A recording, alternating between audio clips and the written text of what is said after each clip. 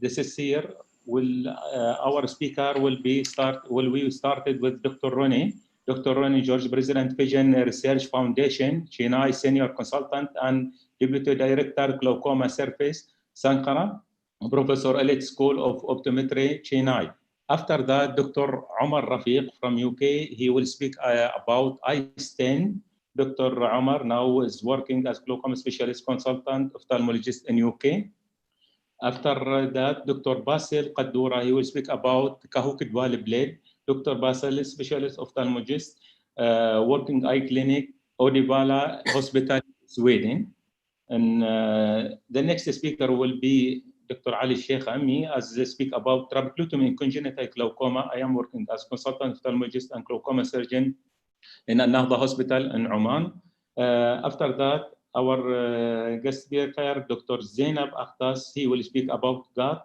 Dr. Zainab, Associate Professor, Ghazi University School of Medicine, Department of Ophthalmology, Ankara, Turkey. And after the last, but not the least, Dr. Mahmoud Khiyami, he will speak about eye-track. Dr. Mahmoud, Clinical Professor Director of Glaucoma Fellowship, Dean McKean Eye Institute, University of Oklahoma. Also now another speaker, Dr. Basir, he will speak about, there is the session yesterday, which stent or tube do you prefer? Do you want to join? This is here I prefer to try a new tube. He will speak by Dr. Basir at the end of this session. Welcome of all. Now we started. Please share a screen, Dr. Ronnie.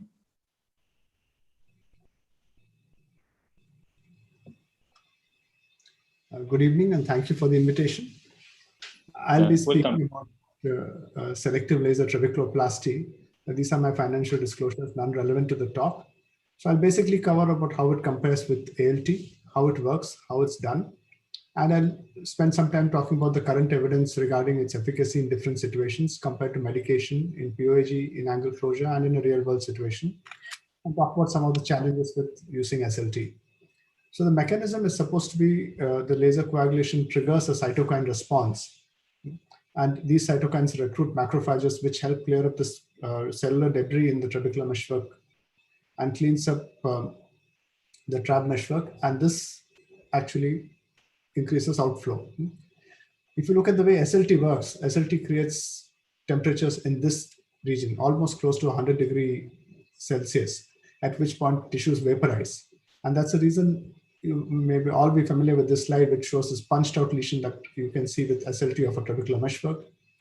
And because of that, it caused significant TM scarring, some amount of PAS formation and limited repeatability. And therefore, even though we had a trabeculoplasty technique available to us for a long time, we were not using it that often.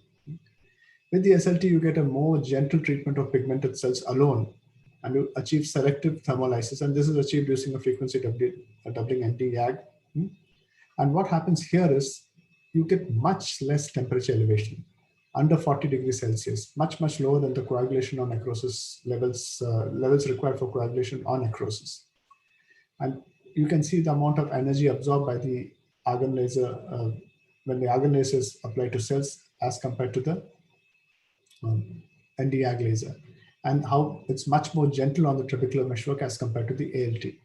So when you compare them, this is achieved by using a much larger spot size, lower energy, much lower pulse durations, and that results in much less energy delivered with the SLT. And that's how the spot size compares. You need to use a gonio lens, and this is a retina lens, which is what we use, which has got this little white marker there, which helps you to know where in the angle you are. And the laser settings, the spot size and duration are fixed. Use an energy starting with 0.7 and titrate it upwards.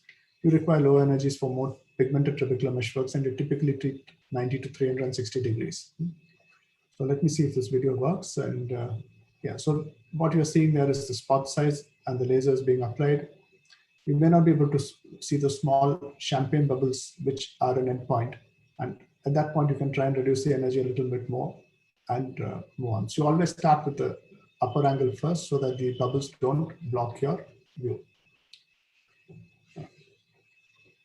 And after that, post-operative management, initial days after the SLT, there was a lot of people used to give steroids for a fairly long time, but now most of us have come down to using very low doses of topical non-steroidal antibiotics for non-steroidal drops, maybe a couple of days. And some people even try not to give therapy because you're trying to induce a little bit of inflammation and get those macrophages activated. So compared to medication, how does it work? When you look at compared to medication, you find that compared to latanoprost,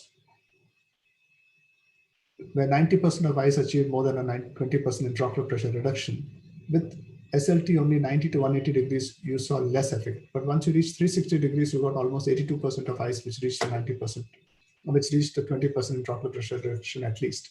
At a higher figure of more than 30% intraocular pressure reduction, just about 60% of SLT eyes treated 360 degrees actually achieved that. So there is a degree of treatment-related effect, and it seems to be slightly less effective than a prostaglandin in terms of its efficacy. I'll now move to the LIGHT study, which came out just a little while before, where they looked at glaucoma and ocular hypertension in a large number of patients, almost 800 and almost 1,200 eyes, 718 patients. And what you will notice here is that they were early glaucomas with a PSD of about 2.4 and MD of about minus 2.15. The median IOP wasn't very high, ranged between 21 to 28. There were not many eyes with pseudoexfoliation, plus a significant number, maybe almost 10%, had phacoemulsification in the past, and this was much more in the POAG group. And they randomized patients to either receive an SLT or to medical therapy. And what was interesting in this study is that this is primary treatment. This is before treatment naive patients who they recruited. They found that with one SLT treatment at 36 months, 74% of eyes actually reached their target intraocular pressure. And that is really impressive because these are much, much higher than what success rates that have been reported in the past. But there's always been a sense that if you're using this as primary therapy, it might do better than when you use it after you've used multiple medications. And in terms of eyes not achieving their target at 36 months, it was similar in both groups at 7 and 5%. With medications, in order to be able to achieve the similar figures, you had to use about 2 medications to be able to reach a figure of 78% controlled. In general, 95% of eyes were at target intraocular pressure in the SLT group, similar to the medication group. Treatment escalations, that is requiring additional medications or additional laser, were about 350 and 300. So a good number of patients required treatment escalations. And disease progression rates were fairly low over 3 years, 5.8% in the eye drop group and about 4% in the SLT group. Adverse events were there, but they were mostly transient. And what was interesting to me is that in this large series, just 2% of eyes actually had an IOP spike post SLT, which is one of our concerns with the SLT. So how does SLT do in primary angle closure glaucoma? And I'll share with you this randomized controlled trial which came out of Singapore, where they basically randomized 100 eyes to either SLT or prostaglandin. And what you can find here is the effect was similar for both. Prostaglandins may be lowered intraocular pressure marginally low, but that was not statistically significant over a 6-month period. So SLT provided post-YAG capsulotomy, post-YAG laser iridotomy with an open angle, provided similar IOP lowerings as a prostaglandin. When you look at the percentage reduction in intraocular pressure, it's about 17% with SLT and about 18.5, 19% with the prostaglandin. But that difference was not statistically significant. So even in a PACG with open angles post laser, it seems to be effective. In terms of a repeat SLT, there is a feeling that you get less IOP lowering than the first setting, and maybe the effect also lasts a little less. So I'm going to share with you the real world experience, our own experience with the SLT when we first acquired the machine. And we basically followed up these patients for a period of 6 months, and we had criteria that of complete success where the intraocular pressure had to be less than 21 millimeters of mercury or intraocular pressure reduction of more than 20%. A qualified success where you achieve the same with same or fewer number of medications. And the average number of medications used before SLT was 2.5. Few eyes had undergone a YAG-PI, 3 eyes were post-ALT. And when you look at the distribution, you had a fairly mixed distribution of cases. The mean pre-SLT IOP was about 21 on medications, and that dropped to about 16.7 at 6 months, but that is the mean. The number of medications reduced marginally from 2.55 to 2.31. So we did see a fairly reasonable drop, but the average drop in intraocular pressure was about 15%. Complete success, where we could get rid of medications completely, we could see in only one patient, or about 3% of eyes. Qualified success we saw in about 42%. What was interesting here is many of these eyes were anyway planned for a trabeculectomy, and we could avoid doing that in a number of these eyes. And about 14% of these eyes were on systemic acetazolamide at the time of surgery. And none of these eyes at the time of doing the SLT, and none of these eyes were actually required systemic medication by the time we finished. So even as this fairly refractory group, we could manage to defer surgery in a number of eyes. And our experience in refractive disease is similar to what has been reported by other people, with about 17 to 20% intraocular pressure reductions at varying time points of up to 6 months. What are some of the issues that we face? And one of this is something that, when you treat somebody who's newly detected to have disease with an SLT, which like this gentleman did, he then was lost to follow-up for 4 years and came back from an absolutely normal field to something with similar defects. So one of the things that medications does, it sort of emphasizes to the patient that they have a problem that needs follow-up. By not giving medication, you can sometimes let them think that there's nothing wrong with them and they don't actually follow up the way they should. And this is what happened with this patient. He told them that since his intraocular pressure had fallen with SLT, he felt he did not need further treatment or review. And that's something we need to watch for.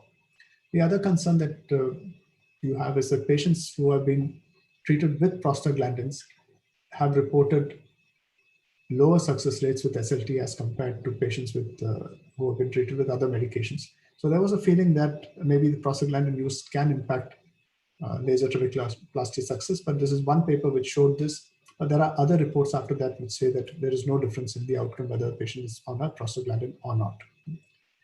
So in terms of why SLT, I like it because it's quick, it's non-invasive, it's repeatable. Of course, there are concerns that it's not very effective.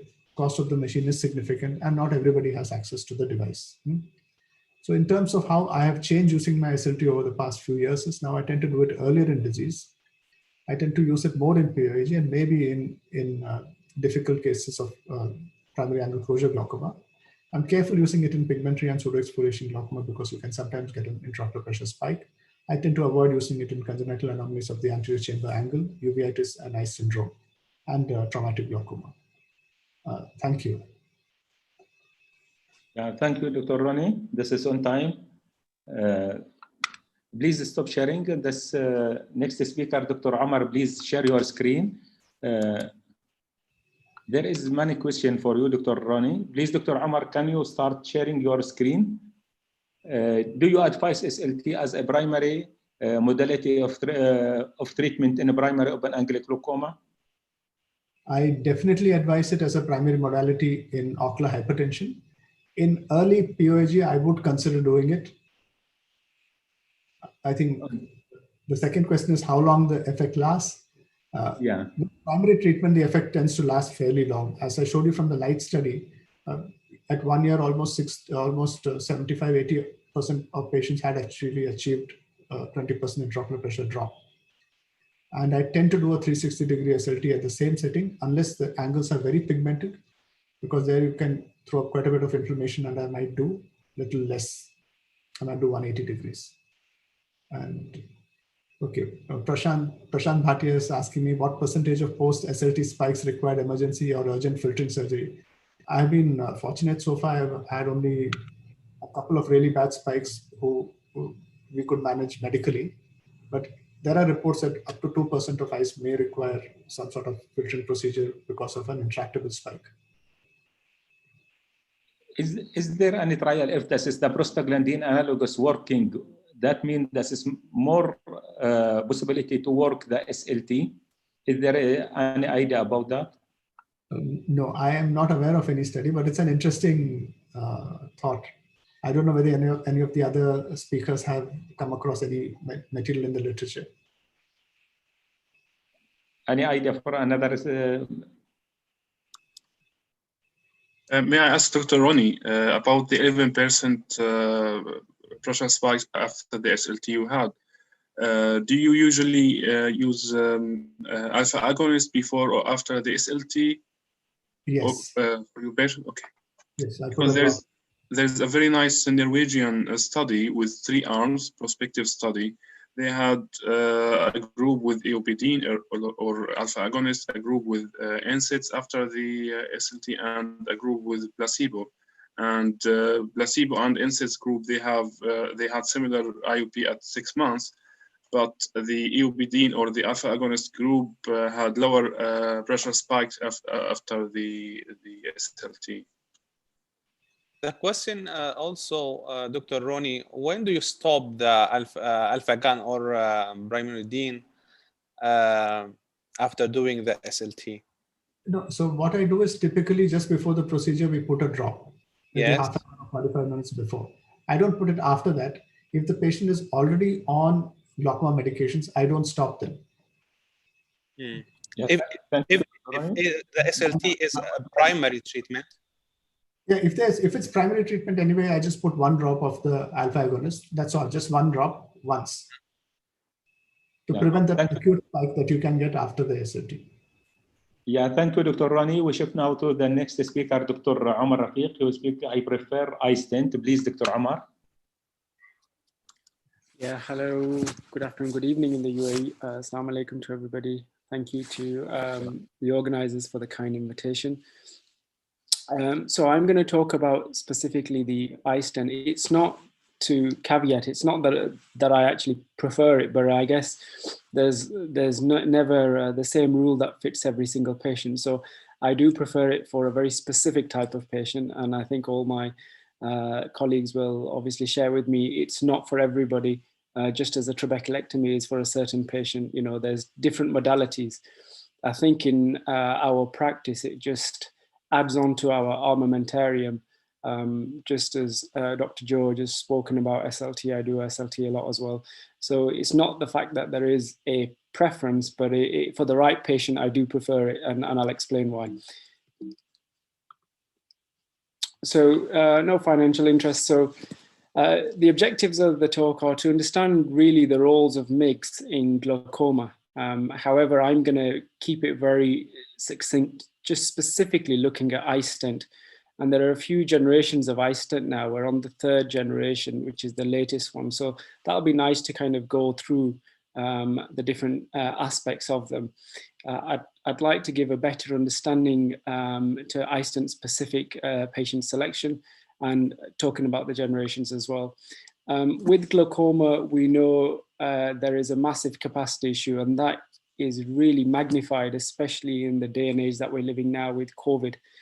So a problem, especially where I work now in the NHS in the UK, we are seriously struggling to see our regular number of patients. But with COVID and social distancing, that has really made us think outside the box. And so we are getting an increasing number of patients. Once a patient has been labeled or diagnosed as glaucoma, they are not like a cataract patient where they have a cataract, they come in, you do the surgery, and then they get discharged after a visit. They are with you now. And that's very important, because with glaucoma, it's a pool that we're only adding into, and we're not taking away. Even if they've had definitive intervention, they still need monitoring as well. It's an aging population as people are getting healthier and living longer. And like I said, there's lifelong follow-up as well. It affects a huge amount of people. And the sad thing is, a lot of people, and I still just, earlier this week in clinic, have seen people who have presented with advanced glaucoma with high pressures, with very constricted visual fields, and actually have nobody's ever diagnosed them. And that's, probably from an educational point of view, or they've just not gone for a routine eye check. Hence why we always say in the UK, and everywhere indeed, you should have an annual eye check, because it's amazing how many different pathologies can be picked up. Incidentally, the patient can present asymptomatically. So that's a real challenge, and the number is obviously going to be a lot higher than this. These are conservative estimates. So with specifically with the eye stent, you know, you can, we call it the phaco plus procedures with MIGS. You can do them on their own if they're already pseudophakic, or if they are not, then you can combine it with a cataract operation. Now, that's quite different to a lot of my practice. I don't know about a lot of my colleagues, but especially where I was trained, if it's going to be, for example, a phaco DS or a phaco trab, I'm of the camp, unless I have to, I'd rather separate the procedures out. I think the success of surgery is certainly better, and it has been demonstrated. I think in my hands, I prefer to do the cataract separate and the drainage procedure separately. But with the eye stent or the MIGS, it's a completely different ballgame. So I think that's another nice thing as well. You're combining the procedures, especially with cataract surgery. With an eye stent, you're probably adding on a couple of minutes. And that's even with the first generation eye stent that is now phased out, but that was more trickier, and we'll talk about this in a moment.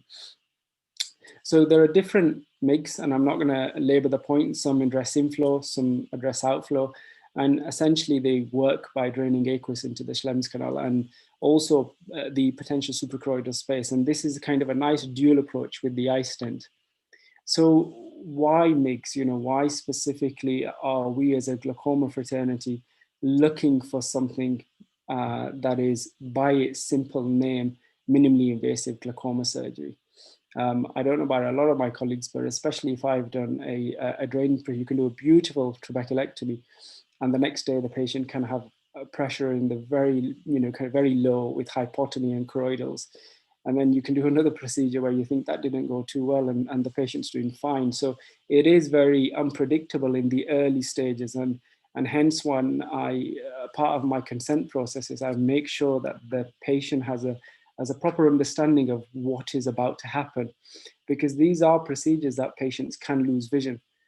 You know, I think earlier on yesterday there was a talk, and we were talking about, somebody was mentioning there's around about a 20% drop in vision. These are significant numbers we're talking about when you're adding a drainage surgery.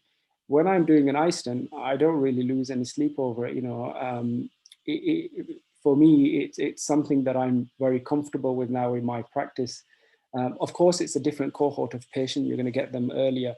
Now, it's still very important to remember that this is not going to replace, you know, if a patient is going to need releasable sutures, augmented mitomycin C trabeculectomy, that is the gold standard if you want the pressures very low, you know, for certain patients. So this is not going to replace that. However, as we've touched on for SLT, you can get to patients quicker and earlier on in the disease process, and then you may delay that, or there are other technologies coming on that some of my colleagues will touch on as well. So what's the kind of era that we're facing now? Essentially, by its name, it gives it away. It is minimally invasive. If I was a patient, I'd want something far less invasive than a trabeculectomy, even though we know trabeculectomies have been done for decades and they do work. It is also very cost effective. There's a lower rate of complications. You follow up the patients very little now compared to your trabeculectomies. You know, I don't know about my colleagues, but my trab patients, you know, my secretary knows that once I've done a trab, I need to see them the next day, the next week, month 1, month 3. That's the very minimum. That's if all goes to plan. So these are all very kind of labor intensive. Doing the procedures, sometimes I tell the patient the easy part. It's the post-operative management that you have to really watch them like a hawk. There's, you know, it's faster to perform. There's not a big learning curve for the surgeon. I guess if you're an angle surgeon and you're very experienced with gonioscopies and you know your anatomy. But once again, I think with any procedure, patient selection is key. When I first started many years ago doing these mixed procedures, I was very careful in terms of the patients I was selecting, but as my confidence builds, and this is the advice I've given to junior colleagues, and you know, this is the advice that was given to me. And as you get more experience, you will take on the more challenging cases as well. Then you can put them in only eyes and a different cohort of patients. But my advice to anybody starting off in their journey of the eye stent or any MIGS, pick your patients very, very carefully. Okay. So there's different options. There's phaco trab, phaco DS, phacogoniosynostolysis. You combine it with an eye stent. There's trabectome, ECP, there's Zen. There's some other ones coming in. But you have to really look at the end of the day, what are we treating? Are we treating a pressure, or are we treating the patient specifically?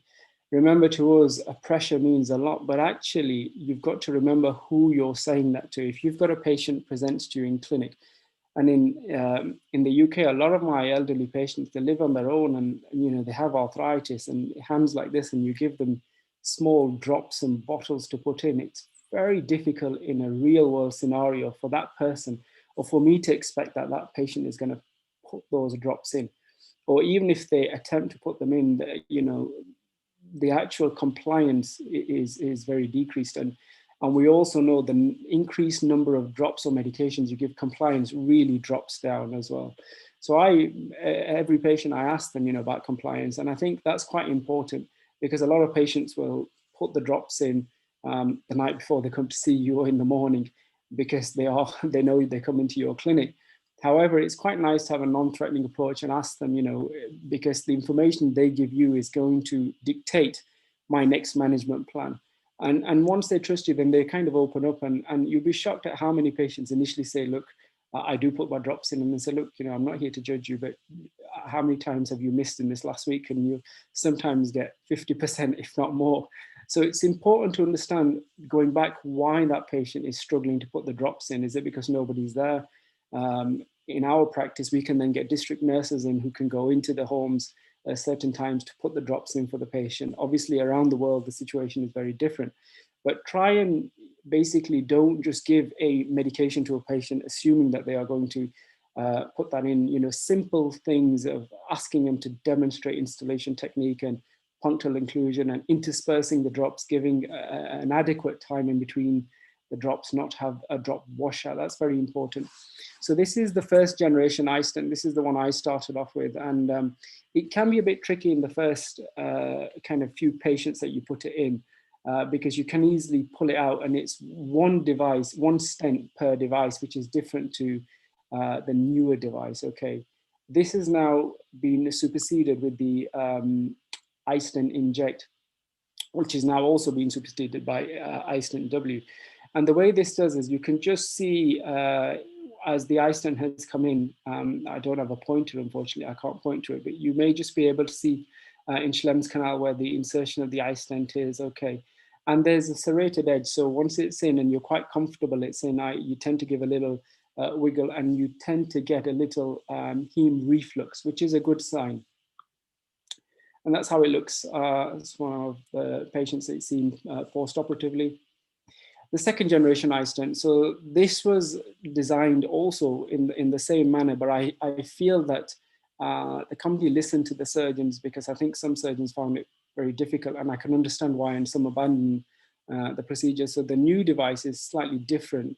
You have two iStents in, and this is quite nice. And the way that they've designed it is you have actually what they call 4 shots. So you even if you miss with the first shot, for example, you proceed and you put the second iStent in, and then you can reload, and you've got 2 more shots to put it in. You can re-thread it inside the eye because it's got viscoelastic in.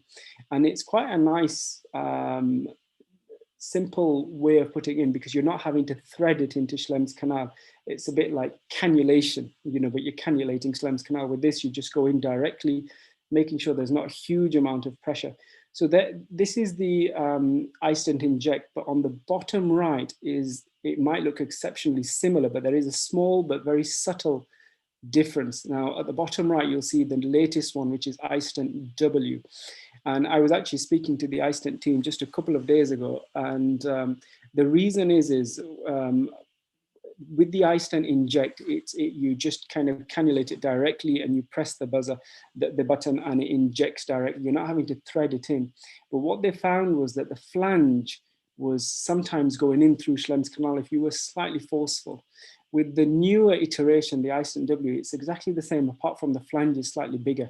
So it helps the surgeon visualization. You can see it and you know that it's in the correct place as well. So because it's got a bigger flange, it's harder to push completely through the Schlemm's canal. And that's quite nice. And that's in real life, you know, how big it looks compared to a penny.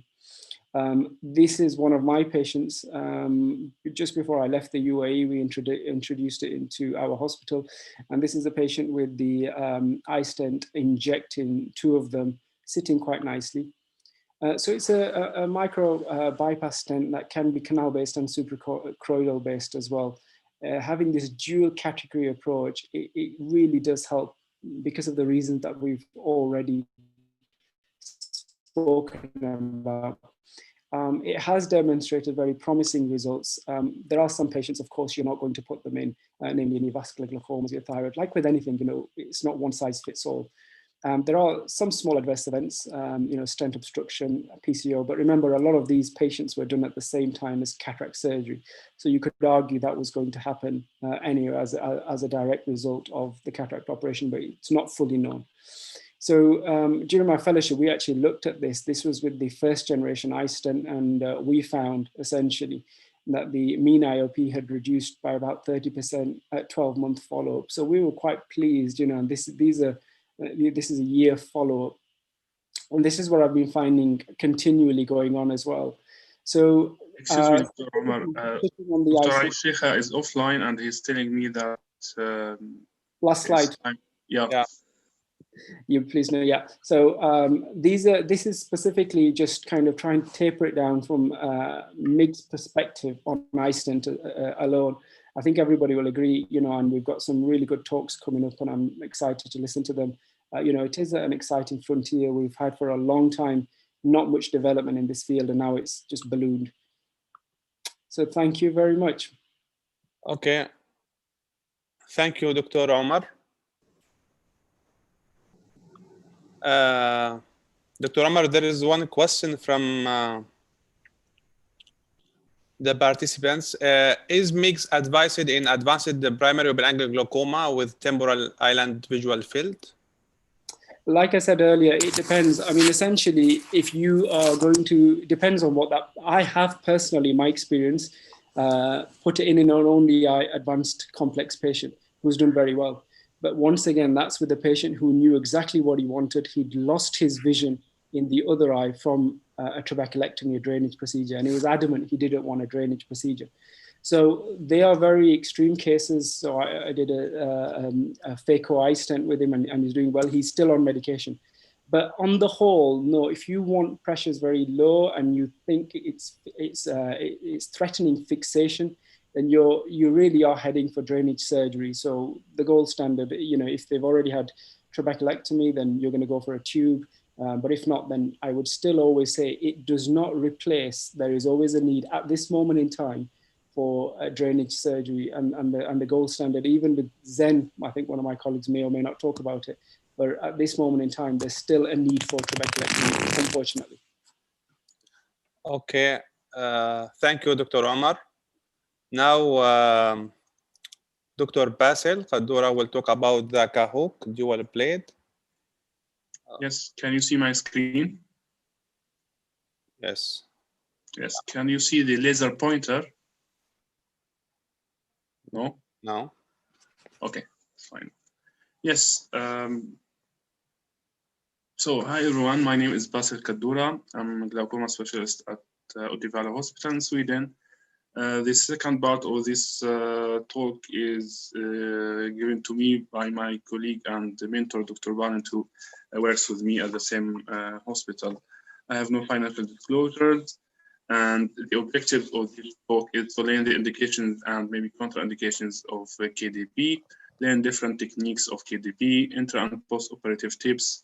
I'll show an alternative in the developing countries. I know that Dr. Zainab is going to talk about the suture guards, which also is an alternative, but I mean alternative to the KDB.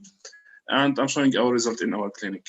So how the idea of KDB came? Essentially, it's the first came from the work of Barkan in last century with the incisional goniotomy, especially those kids or pediatric groups. But in the adult group with goniotomy, the torn leaflets may scar down over time, so the effect may diminish over time. Therefore came the idea of excisional goniotomy or goniectomy. Take a strip of the trabecal meshwork of the or the inner wall of Shen canal.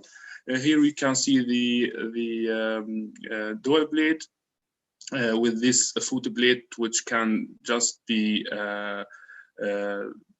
put in the inner wall or in the trabecal meshwork without causing any damage. And it has a width of almost like the canal of Schlemm.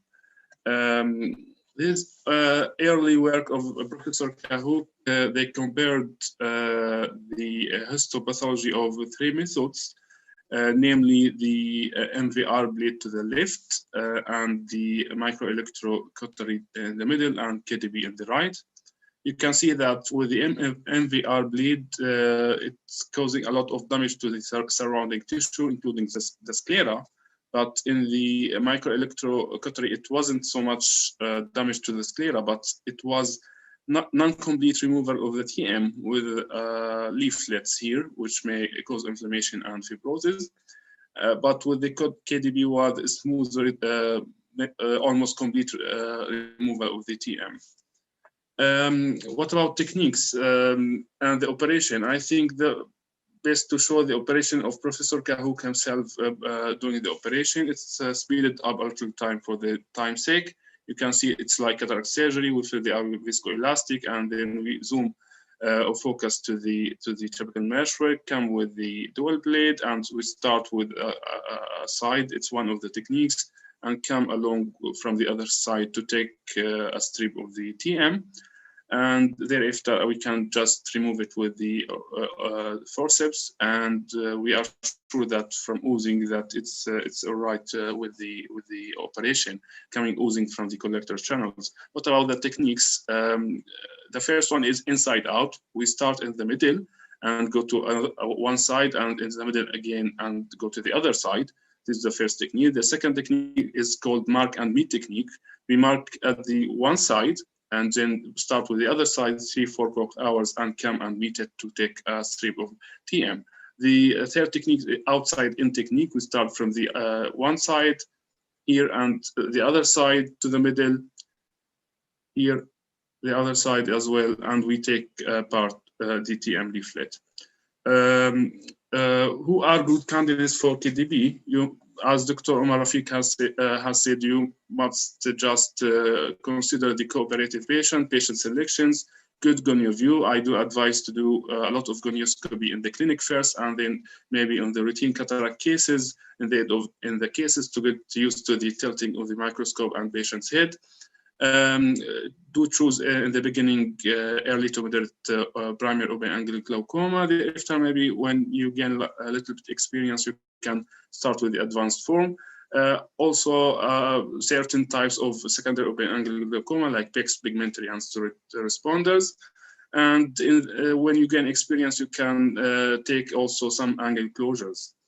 Relative contraindications are active neovascular or uveitic glaucoma, elevated AVP, where, for example, the Serge Weber or other cases. And when you have a target pressure lower than 12, you can just overcome the EPP. Or if you have poor view of the angle because of corneal obesity. What about the evidence? Here is 12 months outcomes of combined KDB with FACO, prospective international case series from 7 centers.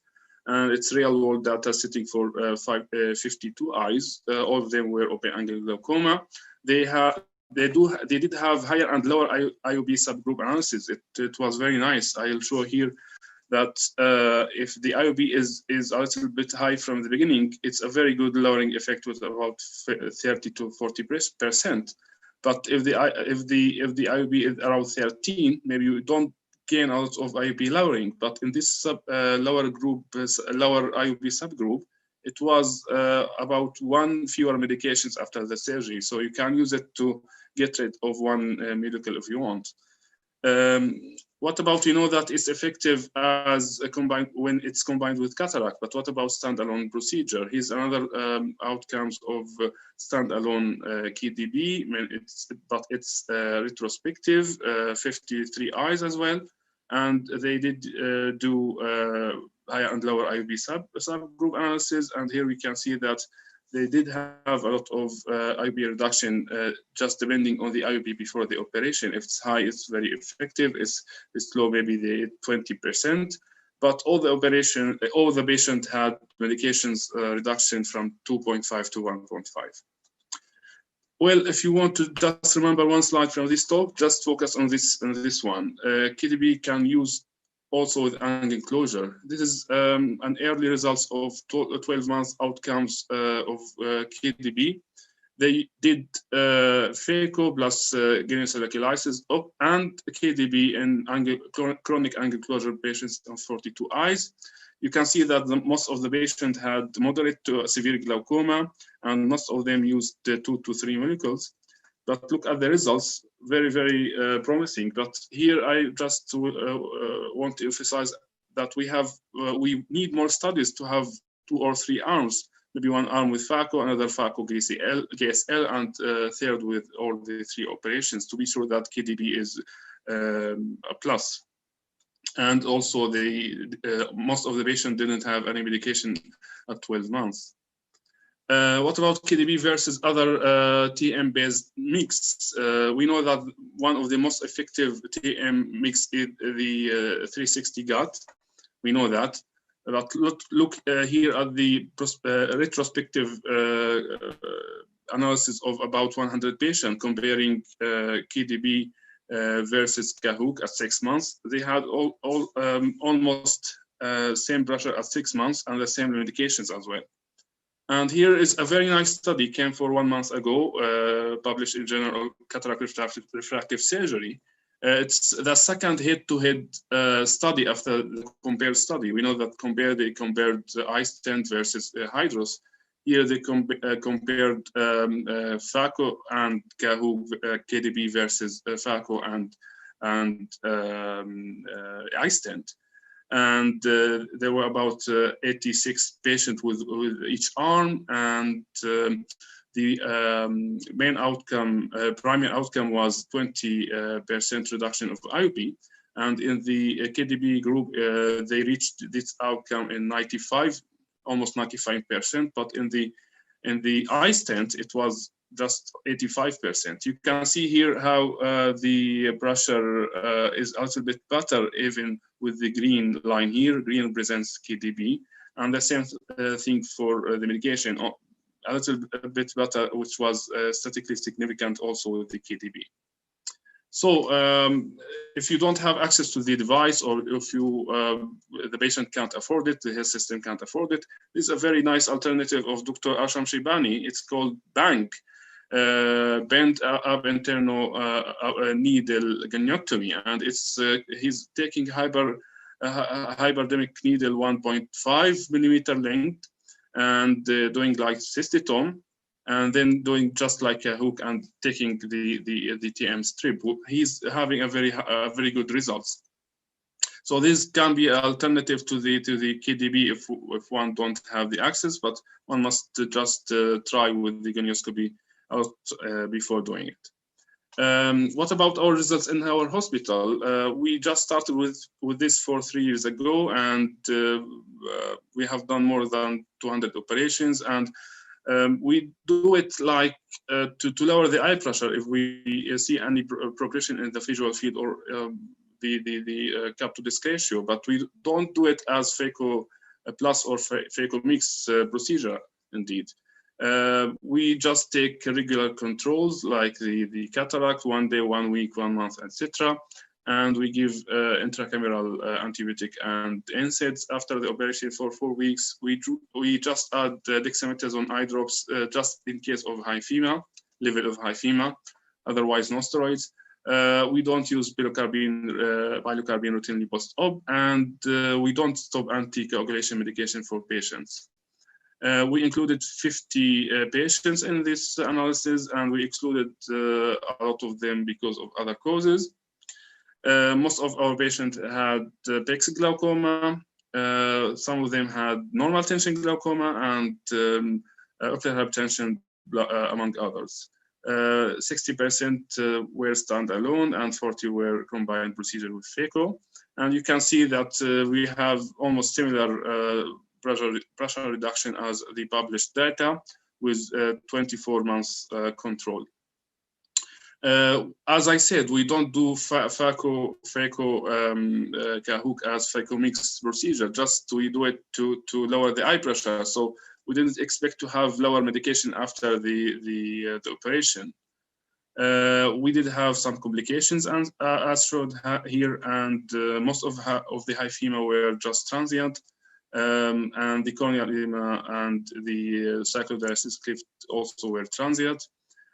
We did have a lot of pressure spikes in the combined procedures, and we did think this is because of we have a lot of PEX patients, and that depends on our way of considering the pressure spike. We did consider pressure spike even if the pressure was 1 millimeter mercury higher than the pre-op assessment.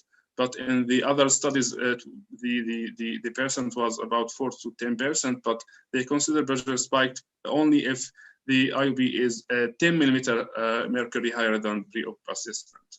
Here's a very nice video of my colleague, Dr. Valiant, and he's showing the outflow passage after the Cahook. Look here at the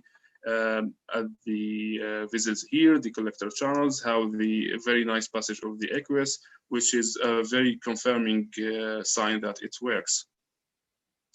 Here another nice video, day 1 post-op, oozing from the collector channels, very nice confirming sign as well.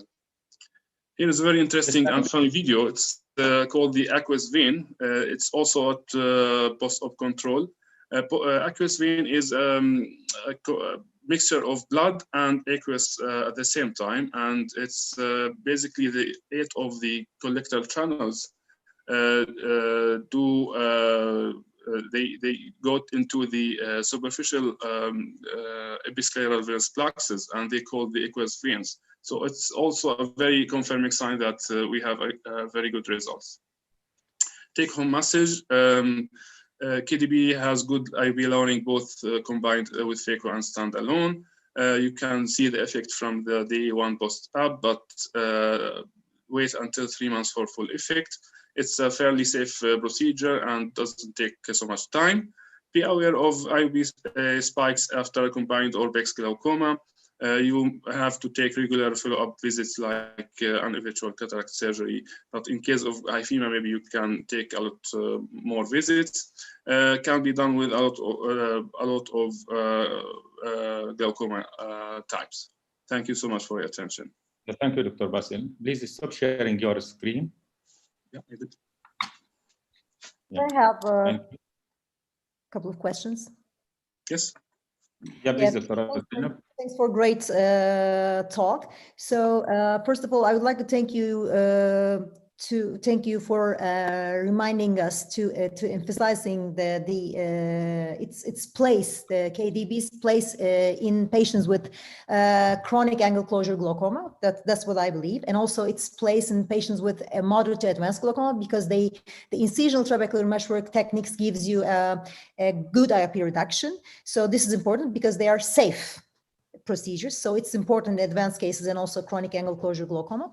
And my other question is, what do you think about the IOP spike after, as you said, after KDB? Because when you think the design of the KDB, the ramp and the parallel blades, it's designed to remove the trabecular strip. So it's important to reduce actually the IOP spikes.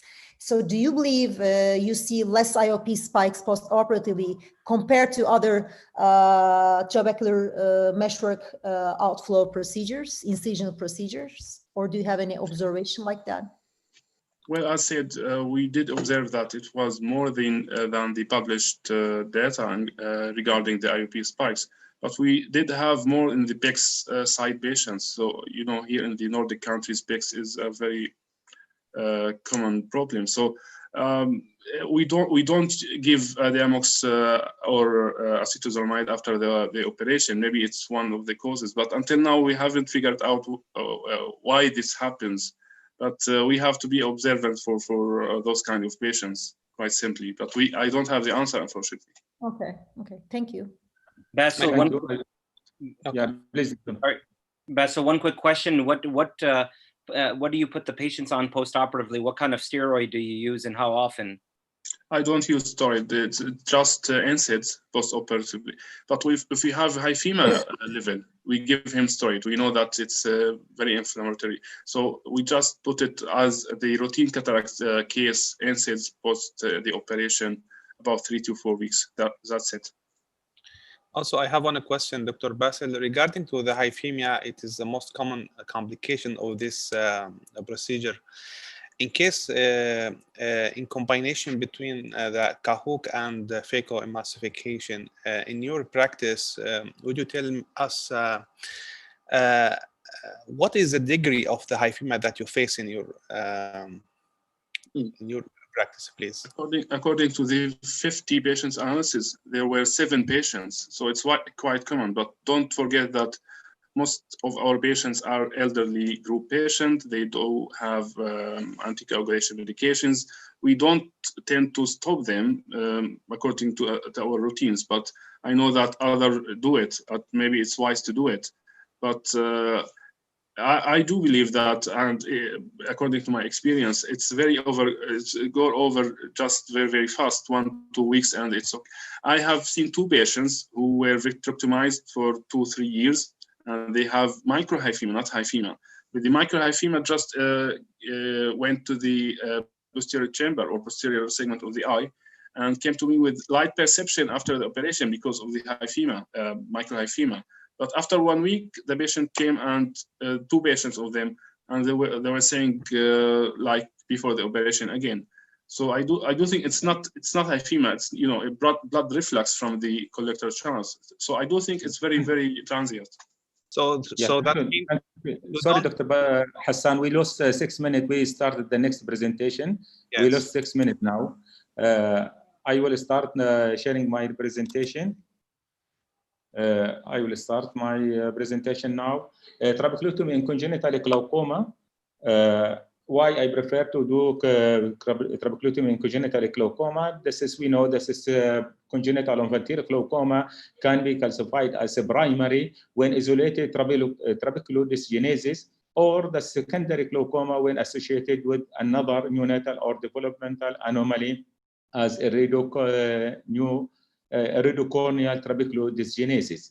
The medical treatment is not effective in congenital glaucoma because it's effective only in less than 10% of a primary congenital glaucoma. For that, only used for reducing the cornea opacity before surgery as interim treatment while waiting for surgery, as adjunct to maximize IOP reduction. If we look for the medication, we know alpha agonist is a contraindication, but all the other medication also is mostly not effective. Beta blocker is no effect in 40 to 50%. Prostaglandin analogous, no effect in 50 to 80%. Also fair effect for carbonic anhydrase inhibitor and poor effect for parasympatomimetic. For that, only we have one choice, is the surgical treatment. If we can consider this is the corneal diameter as reflect for the corneal, the severity for this disease, can we classify this as mild primary congenital glaucoma when the corneal diameter less than 13 millimeter? Here we go to the angle surgery goniotomy or trabeculectomy. If this is moderate, where the cornea is 13 to 16 millimeter, can we try angle surgery but with higher chance of failure? And can we need the combined trabeculectomy, or traditional trabeculectomy or CAHOOC or glaucoma drainage phase? If the corneal diameter more and more, this is here severe primary congenital glaucoma, here we should try, this is the peripheral surgery, but sometimes we need cyclophotocoagulation. With the goniotomy, this is here only we reduce the pressure by cutting into the abnormal trabecular meshwork along the iris to drop posteriorly so as deepen the angle, but here we need clear cornea. As a predictor for high successful rate, we need this is the congenital glaucoma to be presented between the first and the 24 months after birth, with lower degree of refractive error. Here, the result is different from country to another country. In Western society is high, from 75 to 90%. In Southeast Asian and Middle East is dropped to 50% because the presentation is much earlier. If the presentation before the first month, the successful rate of goniotomy dropped to 25%. For that, we need another choice. This is especially in our patient. Trabeculotomy is a good choice. If we look for this car, is Mercedes from 1960, is still is good car. Suitable with new model, suitable for this time. Also, as the trabeculotomy from 1960 still as a good option for our patient. Why here with inserting a trabeculotome in the Schlemm canal, which then tears through trabecular meshwork into anterior chamber. Schlemm canal, according to Elder in 1993, as published, cannot be located in 11 to 15% of cases. Here with this can we use the Harms trabeculotome. Here we enter to the trabecular weir open from the right and left side, open about 160 to 180 degree, but we can use the 6-0 Prolene or microcatheter to make 360 suture or microcatheter trabeculotomy. I will not go through this here advantage, disadvantage, but at least the trabeculotomy is good for us because many of patients come with opaque cornea. Can we make higher successful rate when combined with the trabeculotomy? Also a problem if the patient, we didn't find the Schlemm canal, as here mentioned, in 4 to 20% of cases, we cannot find the Schlemm canal. This is also a good solution to combine. The result also is here, and the Western result is more higher in our region. If we look here, Western result is 75 to 90%. In China, 90% after 1 year, 87 after 3 years. But look here in Saudi Arabia, is 67% the successful rate. I go through this study I have conducted in Germany with my Professor Grehen. We follow up 68 eyes and around 6 years. On the procedure performed on one eye was 2.5 plus minus 2.4 procedure. On 42% for this patient need only one surgery to control the IOP less than 18 millimeter mercury. 21 patient with eyes with trabeculotomy, and 8 eyes trabeculotomy. And 72% of the patient didn't need any medication more after one surgery. If look for this table, we note that the goniotomy need more to repeat and compared to the trabeculotomy or trabeculotomy with a trabeculotomy. Look here, the result is decreasing the IOP significantly from 31 to 15.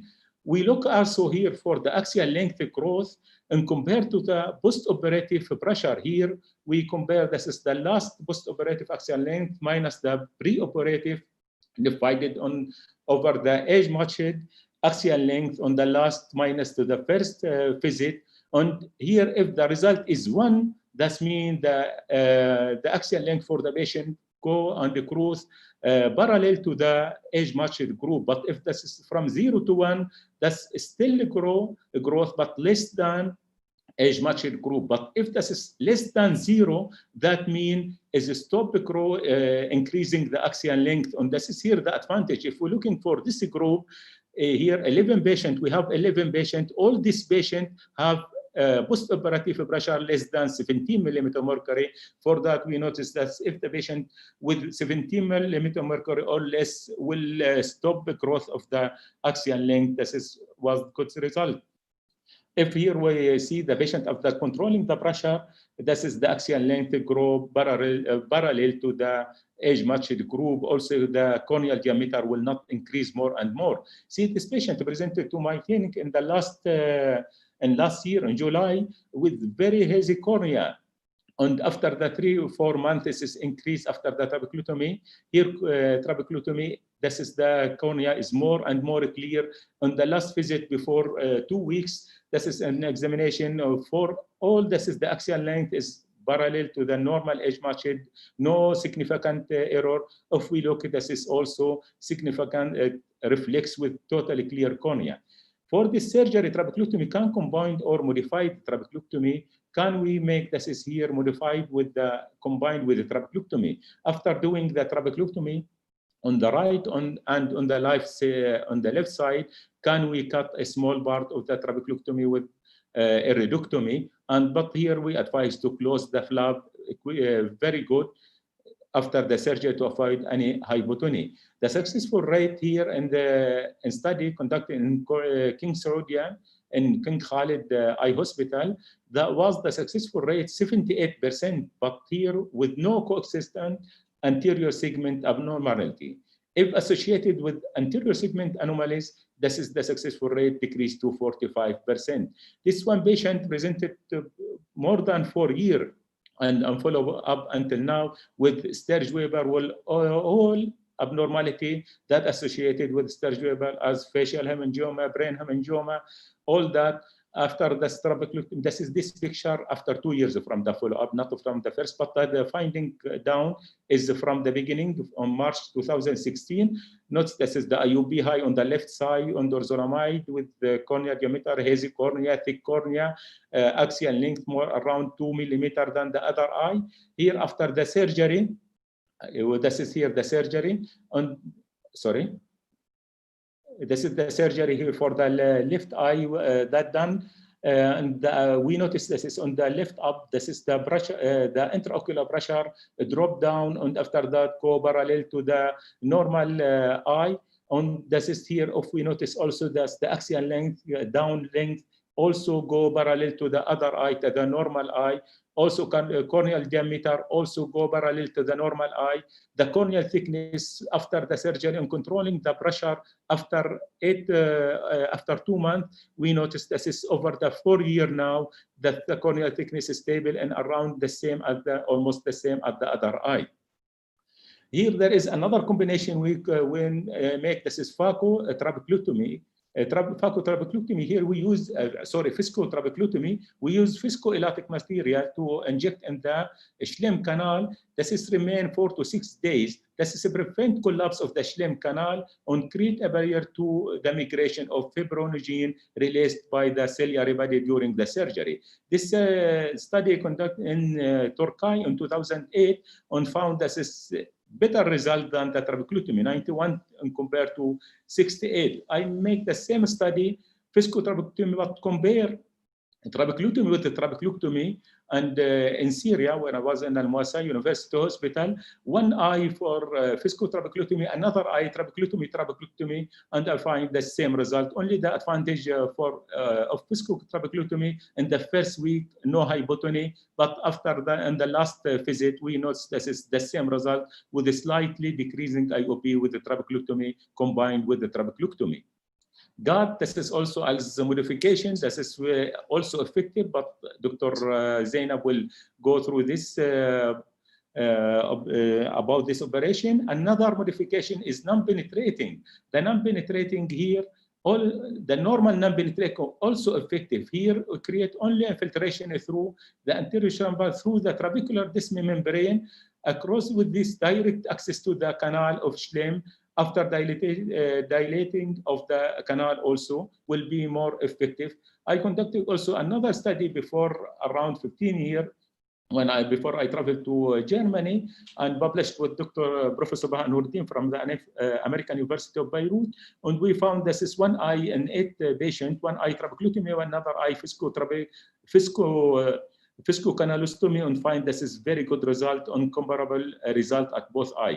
The last modification is non-penetrating with trabeculectomy. Here make the normal deep sclerectomy, and after that make trabeculectomy at the right and left side. But we cannot, we didn't cut the windows in the central to preserve the system, to avoid any hypotony after the surgery. Also, this surgery is effective in decreasing IOP, as in this study from 30 to 11 and around 95%. As a summary here, connect the aqueous with direct access to the canal of Schlemm is a good surgical option in congenital endometrial glaucoma with long-lasting and safe result. Trabeculectomy is the gold standard in most of our pediatric glaucoma. Combined trabeculectomy with trabeculectomy is an option for increasing successful rate. Many modifications on trabeculectomy are available with a very high successful rate. And thank you for listening.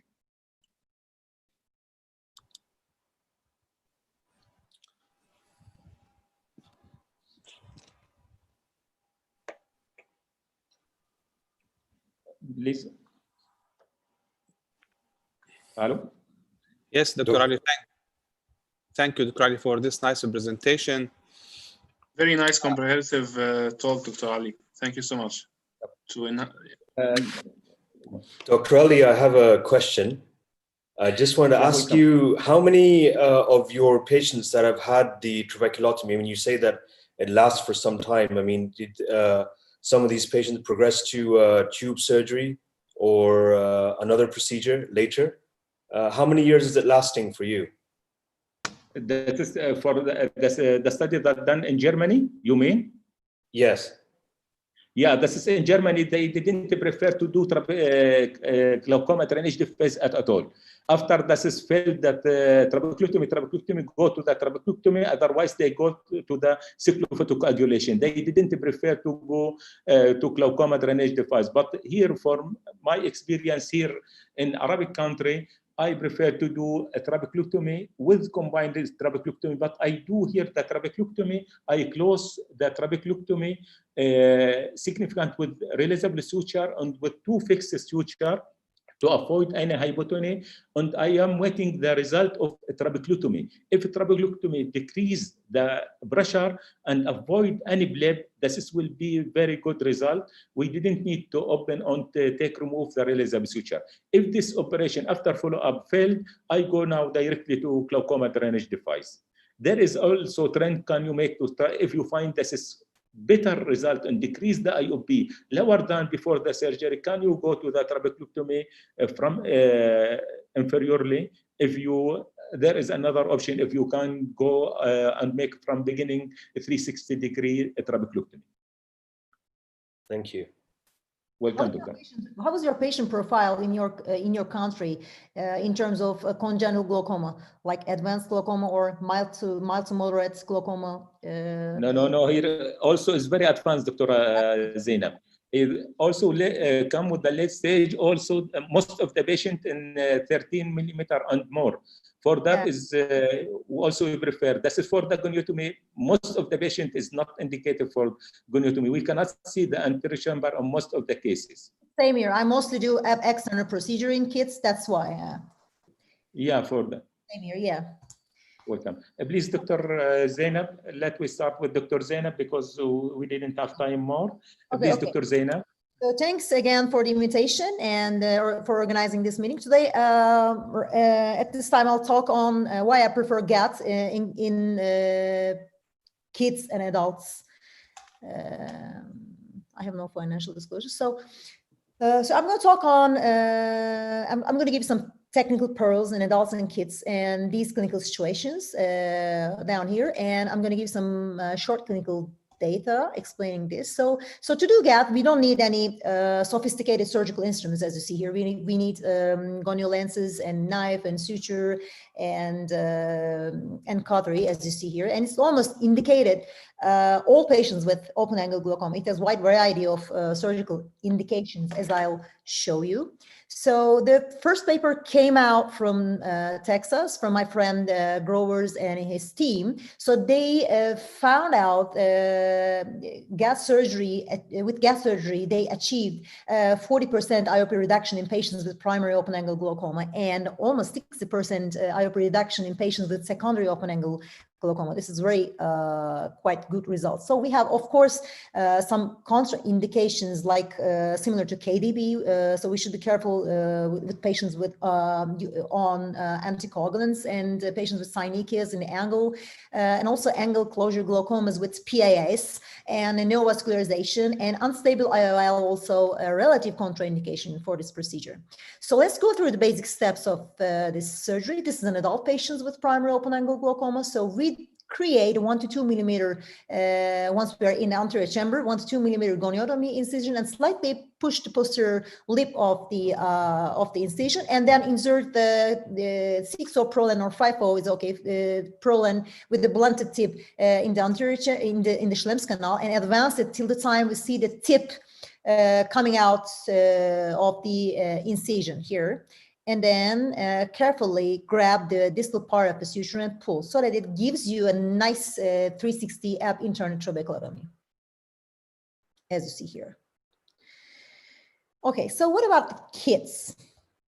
So the first paper in kids again came out from Texas, from the same team, and they reported quite good results, and they concluded the results of the study as GAT as a minimal invasive conjunctival sparing surgery are a promising technique, and at least the results are equivalent to previous results for AP external procedure. So let's start with this kid. This is a kid with primary congenital glaucoma. You see here a HAP citrus, and we have some issues in kids for goniotomy surgery. We have cloudy corneas, we have less pigmented trabecular meshworks, and high iris insertions, and suture might stop in dysgenic angles. So as I'm going to show you. So here in this patient, you see these difficulties. So you might have some difficulties finding Schlemm's canal because trabecular meshwork is less pigmented. So you might have to look for these signs, blood in the Schlemm's canal. And also you see here you see my cursor, right? And also you see how the corneal problems and how obstructions obscures our perfect surgical view here. Once you're in the Schlemm's canal, you see here the white posterior wall of the Schlemm's canal here. You can grab another Proland suture or catheter, whatever you have. This is 5/0 Proland suture. I use mostly 5/0 Proland suture in kids because it's more rigid, because it tends to stop in dysgenic angles more. So I feel more comfortable with the rigid instruments in the canal. So it might stop in the Schlemm's canal in kids. It occurs so frequently. If it stops, as is the case here, you should stop and check for your suture's position. Now you see here it's in the canal, and you can try to push the suture. And again, as you see here, we achieved 360 trabeculotomy here. And this is another problem, high iris insertion. It's very common in congenital glaucoma cases. If this is the case, to find a Schlemm's canal, you need to pull the iris back. Any instrument, what you feel comfortable with. You can use a blunt spatula, or you can use knife, or you can use some forceps to pull it down. And during these surgical maneuvers, these superficial vascular structures might bleed. So during goniotomy surgery, the visualization is everything, as mentioned. So if there's a hemorrhage, you stop, and then you need to irrigate anterior chamber, and you inject viscoelastics maybe for a couple of times, as you see here, and it stopped here in the canal. Now we are irrigating the anterior chamber, and then we are trying to push the suture, trying to advance the suture in another direction. This is something you can do in these cases. So this is another indication, as you see here, the patients with prior incisional glaucoma surgeries. And in this paper, at the end of 2 years, they found it successful in treating almost 70% of all angle closure glaucoma patients with prior incisional glaucoma surgery. So this is another case example, 8-year-old boy with primary congenital glaucoma with a history of 2 traps, as you see here, and referred to our center for tube surgery. And this is what we did in this case. We checked the angle, and as you see here in the superior quadrant, we have some synechias, but in the inferior quadrant, there is nothing. It looks totally untouched, and it looks totally normal, so that we go ahead and do GAT surgery in the rest of the angle. This is what you can do to avoid surgery. It's better to put the tube in a kids.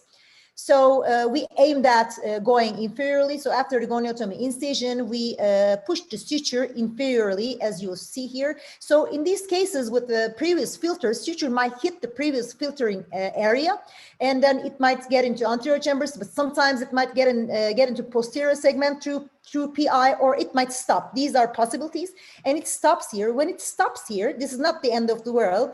I mean, when it stops, you can push the suture just a little bit to have it get stuck in the Schlemm's canal, and then take the advantage of it, pull the posterior part of the suture. You don't need to grab the distal part of the suture to get a nice goniotomy. And as you see here, we are pulling the posterior part of the suture and having a nice inferior goniotomy here.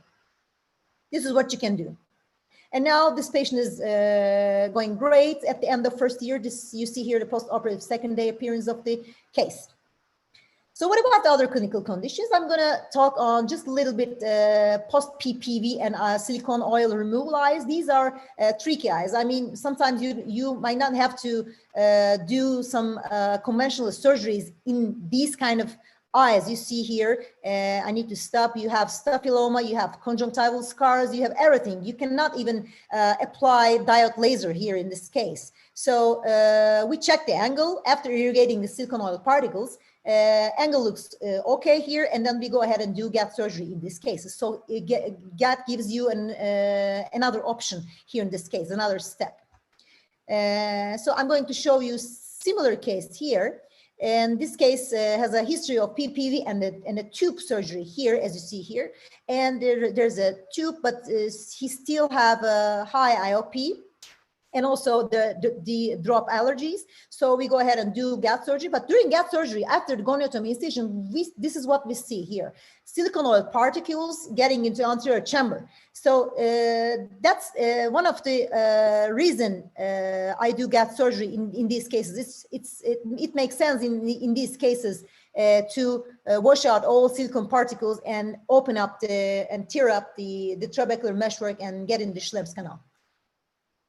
This is another last extreme condition that I do GAT, short eyes with maybe non-ophthalmos or short eyes. After iridozonal haloiduvitrectomy, patient might have chronic trabecular meshwork dysfunction, chronic IOP, high IOP. So this case was referred to our clinic for angle surgery. So in this case, instead of putting the tube in, we prefer safe surgery. We prefer GAT as a safe surgery. And in those cases with non-ophthalmos or short eyes, you might not be able to get the suture all the way around because of maybe the different scleral anatomy or thick scleral. I don't know. This is my clinical observation. I'm collecting now data. But in this case, we were able to do GAT in superior nasal quadrant, only in superior nasal quadrant, and the Schlemm's canal was totally collapsed in the inferior part of the eye. So we did GAT surgery just a couple of hours here. And after the operation, you see here, even you do closed system surgery, even you do mixed surgery in those eyes, you might see these choroidals and even spontaneously resolving choroidals in these cases. She's doing great right now without any medication. So I'm going to give just a little bit clinical data. This is our paper. We did GAT surgery in moderate to advanced glaucoma, and the surgical success was achieved in 87% of cases. So you see here the surgical success rates according to target IOPs in patients with, if we aim the 15 millimeter mercury pressure as a target IOP, our surgical success rates was even not that bad, 62 points. 2%. So in terms of IOP reductions, we got almost 40% IOP reduction in each patient group, phakic patients, pseudophakic, and patients underwent combined surgery. So in terms of complications, the hyphema is the most common complications. It happens in even 1/3 of patients. Early IOP peaks are very common, but hyphema is usually resolving in the first week post-operatively. So it might be actually a good prognostic sign. And you might see some intracapsular hematomas in patients you did combined surgery. This is another complication. These are some case series we encountered. You should be careful in patients with a history of uveitis. Sometimes you need to put the patient on some systemic steroids, and you might see some transient myopia and some transient decrease in vision because of the supraciliary spontaneously resolved fluid. This is an important but not visually devastating complications. So just in a couple of minutes, I'm going to show you the importance of episcleral venous fluid wave during gonioscopy. This might predict our surgical outcome. How? I'm going to show you. This is a case, this is a kid with Behçet disease. We are doing combined glaucoma and cataract surgery here. After GAT surgery, we are doing lens extraction here. You see a nice reflux bleeding in the anterior chamber. And at the end of the surgery, when you open up the irrigation, you see nice perilimbal blanching here, or as previously shown, or in a flow in the epicyclical ways. So the extent of this whitening or flow in terms of clock hours very well correlated with the IOP reduction. So this might be a predictive. This might be a predictive data. So the most important outcome of this study, you might need to have at least 4 clock hours wave. You might need to see at least 4 clock hours wave just to get your patient off medication post-operatively. And this is my last slide. I'm going to give some data in patients with a history of PPV and silicone oil removal. There's not too many patients here, only 15 patients. But if you look at the surgical results, it's quite good. But the surgical success with medication was 93%, but without medication, there's a huge gap. It drops to 26%. So these patients might need more medications postoperatively, maybe because of the silicone oil particles in the distal collector channels. So we need further data to prove that. So as a take-home message, gap surgery is safe and a cost-effective way to do mixed surgery. And it's indicated almost all patients with primary and secondary open-angle glaucoma. And in kids, and also after, as I showed you, various intraocular surgeries. And the most important thing is gonioscopy, and gonioscopic examination is essential in surgical planning of all cases. Thank you very much. Thank you, Dr. Zainab, for this comprehensive presentation. You finished everything about the gut in 14 minutes. Super. Can you, Dr. Mahmoud, sharing your screen, please? Because we. Can I have just one question to Dr. Zainab? Yeah, and this, please stop sharing, Dr. Zainab. At first, okay, I'll stop sharing. Okay. Only one question, Dr. Basil. Please. Yes, one question. Thank you so much for a nice presentation, as always. About the learning curve in the gut. So how many operations does it need to master this technique? Of course, it depends, but it has a quite. It's not that long, but it took me to learn it maybe like 10 to 15 cases to feel more comfortable. Yeah. Thank you so much. Thank you, Dr. Zainab. We would have more time to discuss so much about this new technique, but also they have time for 2 speakers. Dr. Mahmoud, please, can you start your presentation? Sure. Can you guys see the presentation? I'm assuming you can see the presentation. So, so today I'll talk about eye tract canal-based surgery, and basically this is performed via both ab internal and ab external approaches, and it's been shown to increase the aqueous outflow through the conventional outflow pathway. We've already talked about that with several of the talks that occurred prior to mine that were really well executed. So we're talking about the trabecular meshwork, Schlemm's canal, and distal collector channels to deliver sustained reduction in IOP, and of course, medication burden also.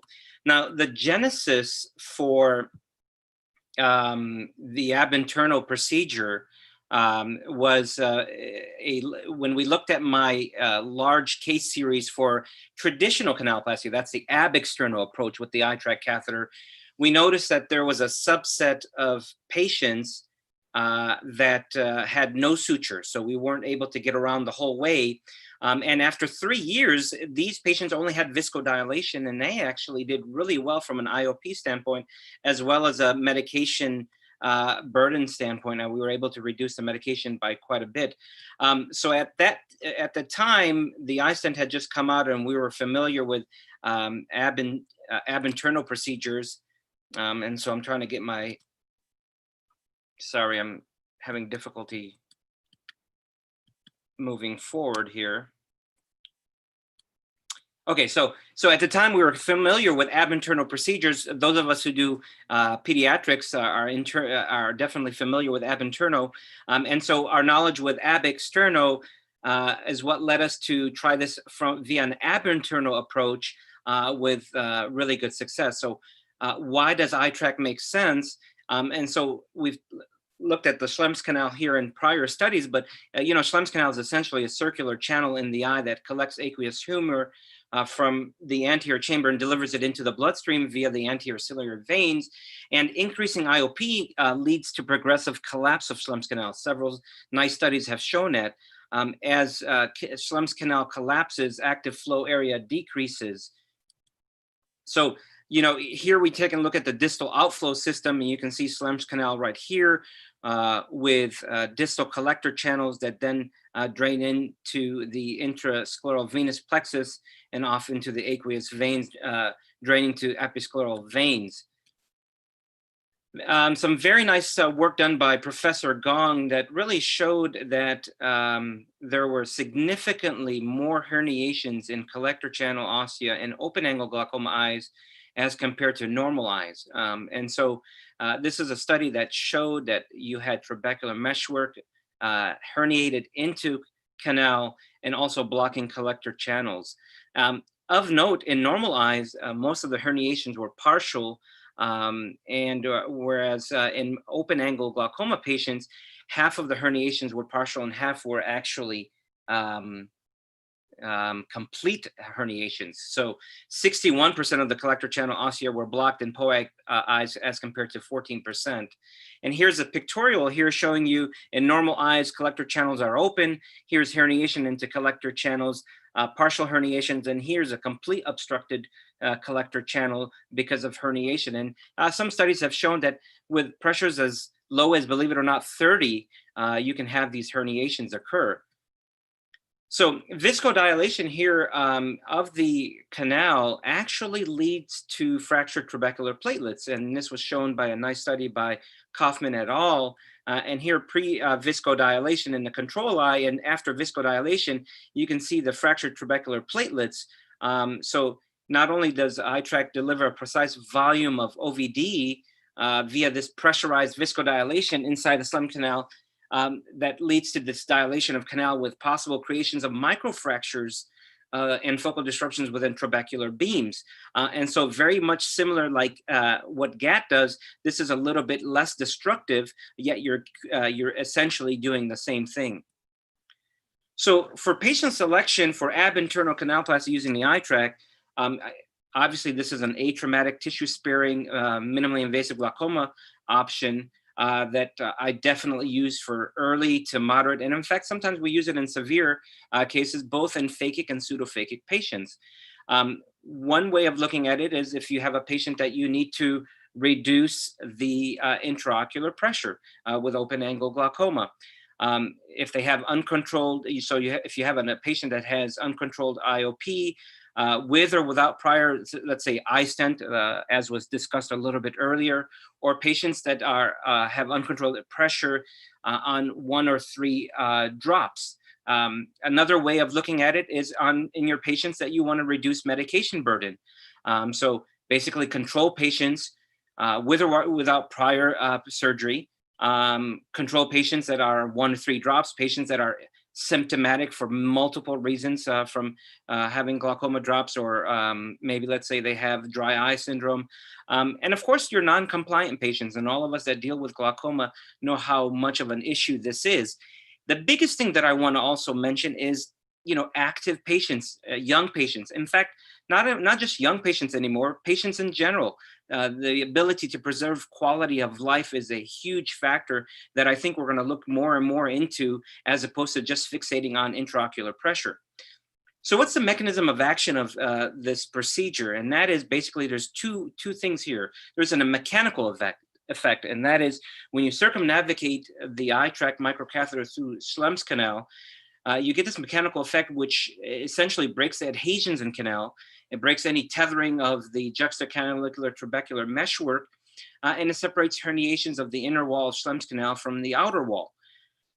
This creates focal disruptions also within the TM.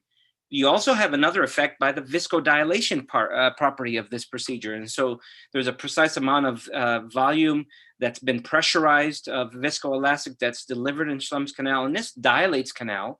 It unclogs canal, if you will, from the herniations. It also appears to dilate the distal outflow system. And I believe that there is a chemodilation effect in which once the canal is dilated, I believe that there is a cascade that's released, much like one would see in trabecular or in SLT, laser trabeculoplasty, or in in just vascular anatomy, where if the vessels are dilated, there's this maybe nitrile effect that keeps the canal dilated. The iTrack surgical system is comprised of the iTrack microcatheter, the viscoelastic injector, and the iLumen. And so the iTrack catheter here, you can see the catheter, and here's the viscoelastic injector. There's multiple properties to this device here. There's precise navigation because the tip is illuminated, and so you can see where you're at all times. And so there's no guessing here as to where you're at. You know that you're in Schlemm's canal or you're not in Schlemm's canal. The iTrack will show you that at all times. There's an internal guide wire that allows you to have stability and the rigidity needed to circumnavigate canal, even if there is somewhat obstructions or herniations in canal.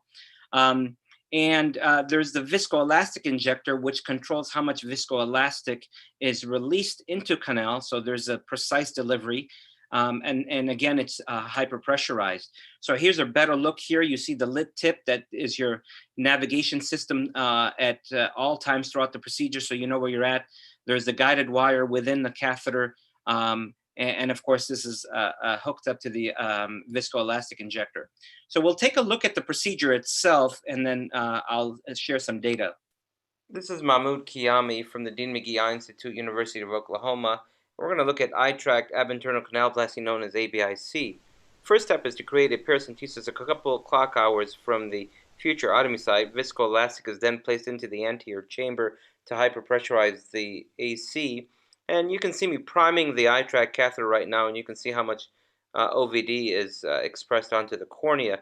The iTrack is then placed into the anterior chamber and then secured to the patient's forehead or close to the nasal bridge. The patient's head is also tilted away from me, and you can see that I'm tilting the scope towards me in typical angle-based surgery fashion. This allows us to get a good view of the angle, especially using a gonioprism that's floated over the cornea. 27 gauge half-inch needle is then used to slightly score over anterior trabecular meshwork. And you saw how I pulled down a little bit on TM to expose Schlemm's canal, and MST forceps are then used to guide the iTrack catheter into canal, either from the external approach or internal approach, as you see there. You can see the lit tip kind of coming around 360 degrees, letting you know where it's at all times. Here you can see that it's come all the way around 360 degrees. The lit tip again shows you where you're at. And it's at this point that I will retract the catheter, and as I begin to retract the catheter, I will then ask my scrub tech to start clicking on the viscoelastic injector, and you can see that clearly there. Every time there's 1/8 of a revolution on that viscoelastic injector, it will express viscoelastic into Schlemm's canal, which is then forced anteriorly through TM and posteriorly through Schlemm's canal and into the collector channel. With one continuous smooth motion, the iTrack catheter is retracted completely out, the patient's head is tilted back towards me, and the OVD that was placed into the anterior chamber is removed with the irrigation aspiration handpiece.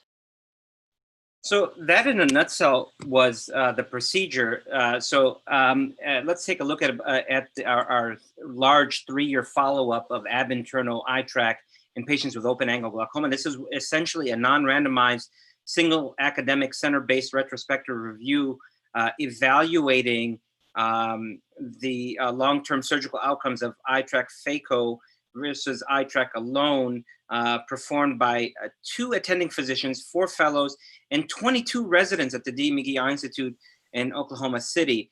Baseline demographics, of course, preoperative diagnosis, disease burden, and postoperative IOP and medication reduction were looked at out to 3 years. The data was presented at several virtual meetings this year. And what I want to point out to here is that we had a very large case series. 594 patients in the phaco ABIC group, 275 in the ABIC group. What also, the other things that I want to note is that in the ABIC group, we tended to have more older patients. The pre-op medications were a little bit slightly higher than the phaco ABIC group. There was a higher baseline intraocular pressure in the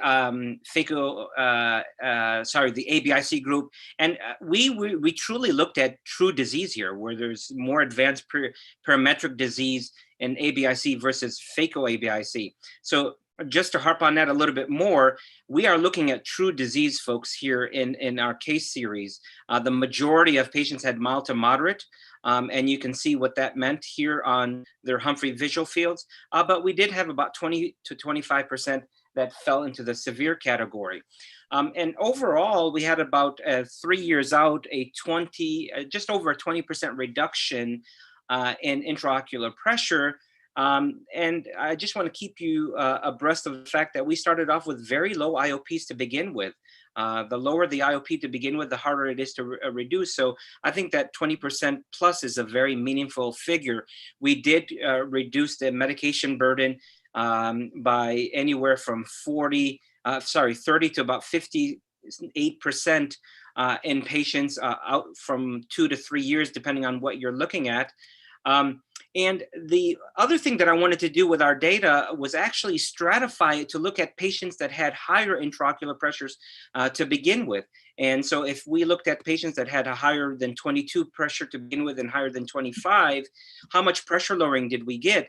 And you'll note that we had definite substantial lowering of intraocular pressure all the way out to 2 years. And we're currently analyzing the 3-year data here with patients. So almost up to 40+% of intraocular pressure reduction, almost in both groups when you looked at pressures that were higher to begin with. We also had a substantial drop in mean medication reduction, and I'm not going to go into this. Sorry for interruption, Dr. Mahmoud. Can you conclude in 1 minute, because platform will close at 9:15 and we have one speaker also. Yeah, absolutely. So there was very minimal complications with the iTrack procedure. The most one that was noted was a higher incidence of, or a small incidence of postoperative intraocular pressure spikes that I think is commonly seen with a lot of MIGS procedures. But more importantly, only 6% of the phaco ABIC group and 14% of the ABIC group by itself went on to have additional glaucoma surgery. So we're able to keep these patients from going on to more invasive surgery. In summary, what do I think about the iTrack canal-based glaucoma surgery? It does not remove or ablate tissue. It does not implant any devices. It's less invasive than cataract surgery. It preserves future treatment options suitable for phakic and pseudophakic patients, suitable for mild to moderate patients, very effective in lowering intraocular pressure, and very effective in decreasing medication burden. Thank you very much. Thank you very much, Dr. Mahmoud, for this comprehensive presentation. Please stop your screen. Dr. Basir Khan, please can you share your screen? Dr. Basir Khan, ophthalmologist in Toronto, Ontario. He is the founder and senior partner at the Clarity Eye Institute.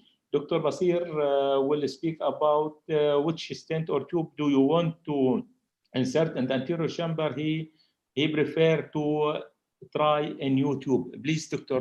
Basir. Thank you again for the opportunity to speak. Actually, sorry, I apologize. There's a bit of a change in the topic here. I had verified this with the, anyways, I think I fit a little bit better into this session as opposed to the session I was scheduled, because what I really wanted to talk about was GAT, because this is where I've really expanded my glaucoma practice over the last 2 years. I have no financial relationships or disclosures to talk about. What I do have is what I call a clinical disclosure, which sort of where I'm at in the reference point of what I have. So I've been in practice for 14 years. I do a fair amount of glaucoma, as you can see there. Obviously, a lot of this is combined with cataract surgery. You know, I still do a lot of filtering procedures.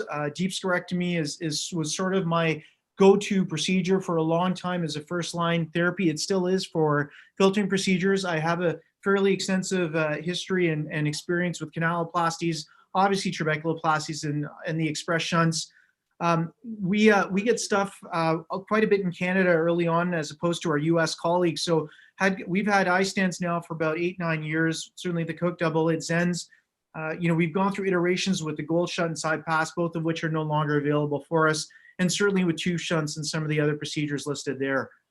So how did I come to GAT? Well, largely speaking, I was doing a lot of eye stents up until about 2-3 years ago, but due to some regulatory issues in Canada, we had some issues with getting access to eye stents, and I wanted to be able to continue to offer my patients the advantages of MIGS, particularly for those people who didn't have that advanced glaucoma, who were amenable to this. And so I did the research and spoken to there's only one other colleague in Canada at the time who had really been doing GAT, because largely, quite honestly, because of industry influence and whatnot, it's not something that's really gained a lot of traction, at least not in North America. So I went to GAT. I said, let's just try this and let's figure it out. So just very quickly, what's my current technique before we get to some of the outcomes? Obviously, a lot of this is combined with cataract surgery, but I've certainly done it as a standalone procedure. Certainly with phakic patients, you've got to be a little bit more careful in terms of not dinging the lens and making sure that you're nice and deep. Everyone's mentioned sort of viscoelastics. I really like Helon 5 for all of my MIGS procedures because it creates space. It also, comes out very easily when you want it to, but stays in where you want it to when you need it to. It's very frustrating when you're trying to get access to the angle and you've got a regular Helon GV in there and you deform the wound at all and it all burps out. I use a 5.0 Prolene suture, low temp cautery.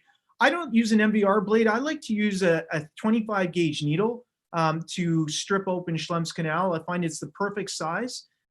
Just to sort of carve out a little bit of the meshwork, aiming, of course, for the pigmented trabecular stuff. Now, the 4 items that are listed here in red are there because they're disposable. The other 2 items listed there are non-disposable and reusable. We'll come back to that later. This is my partner, Dr. Graham Bellavey. Took a picture of him performing a GAT. All of us, I'm sure, are very familiar with the setup. It's very analogous to doing any sort of canal-based Schlemm's surgery. Just very quickly, these are just some screenshots. So I like to cut the apex, or the suture right at the apex, because the Prolene has a natural curvature to it, and using that memory in the direction of the curvature of the eye is helpful. I heat it under the microscope and I stop as soon as it starts to blunt. If you heat it too much, the mushroom becomes too big and it's too large for the Schlemm's canal. I like to pre-place the suture in the eye, and then of course, using the Gonia lens, stripping about 1 clock hour pigmented trabecular meshwork using the tip of the needle. I find that works really well. And certainly from a cost advantageous point of view, needle is going to be a bit cheaper than other knives or devices. I grab the end of the suture in advance through the canal. There was a question earlier about how easy or difficult is this. If you've unroofed Schlemm's canal in the right place, and you can verify that, but a little bit of anterior and posterior distraction, the suture goes right into the canal very easily. I'd say the learning curve on this procedure is very steep, and I think anybody who's a competent cataract surgeon could pick the skill set up very easily. The first 90 degrees are really easy, relatively speaking, but after that, you start to get a bit of resistance, particularly when you hit the 180 point. And you need to take smaller bites of the suture as you advance, otherwise the suture starts to crimp. I do try to go 360, and I would say I'm able to go 360 degrees in about 90% of patients, but I retract the first 90 degrees and then I pull the rest out through the incision. And so what this does is it lyses the inferior part of the inferior meshwork, but leaves the superior meshwork intact. And I'll talk a little bit about why I do that in a bit. Certainly, obviously, remove the Helon 5, and we fill the anterior chamber now with air. And there's 2 reasons for doing that. We had about a 20 to 25% hyphema rate, significant hyphema rate post-operatively with these patients, and that's very analogous to the limited literature that's available right now. By putting air in the eye, you're tamponading, you're creating that surface tension, it tends to get better coagulation.